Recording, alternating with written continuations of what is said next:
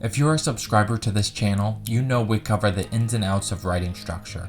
But as helpful as it is breaking down scenes to discover the secrets of great writing, there comes a time to step back and remember what writing is all about. The HBO miniseries John Adams, starring Paul Giamatti, is an incredible look at the life of one of our country's most influential founding fathers. The series, based on David McCullough's famous biography, follows the major events of John Adams' life and his impact on the forming of our country, covering events like the Boston Massacre, the American Revolution, and Adams' time as ambassador, vice president, and president. Yet for all of these impressive moments, there is a single scene from this miniseries that sticks in my mind above all the others. It's one of the final scenes of the series, just before John Adams' death. The scene has nothing to do with the Revolution, Adams' time as president, or any of the other major events covered in the series. It's a simple scene, just two characters walking in a garden.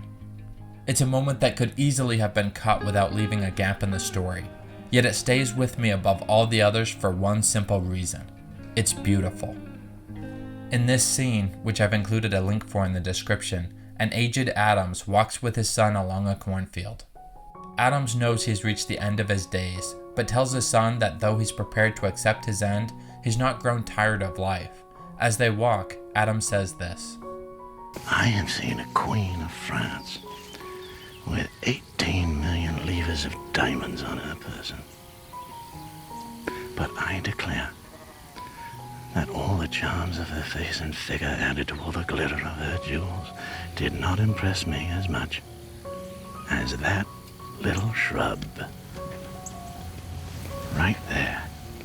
A moment later, as Adams ponders these little wonders all around him, he says this: Rejoice evermore. Well, it's a phrase from St. Paul, you fool. Rejoice evermore. Rejoice evermore! Finally, overwhelmed by the awesomeness of creation, Adams says this: I am filled with an irresistible impulse to fall on my knees in adoration. There's something so simple and beautiful about a man reaching the end of his life and finding himself overwhelmed by the little wonders all around him. To finally slow down after living a whirlwind of a life and come to realize there are unfathomable beauties of creation all about. To be utterly overcome by the wonder of God and feel compelled to fall down and worship. To reach the end of a life filled with heartache and struggles, good times and bad, triumphs and tragedies, and respond to it all with rejoice evermore. As I mentioned earlier, this scene from John Adams could have been cut without drastically altering the story, yet doing so would deny the entire series an aspect of depth, heart, and life that it could have never reclaimed. It's this moment that reminds us that a man, even one as incredibly talented, brilliant, and influential as Adams, is still just a man. Rather than detracting from him, this moment of joyful humility elevates Adams' character and makes him seem an even greater man than he was before. Not because of a dazzling display of his intellect or capability, but because of his childlike wonder of a little white shrub. In writing stories, we can forget sometimes the amazing opportunities we have, opportunities to share moments of quiet beauty with others.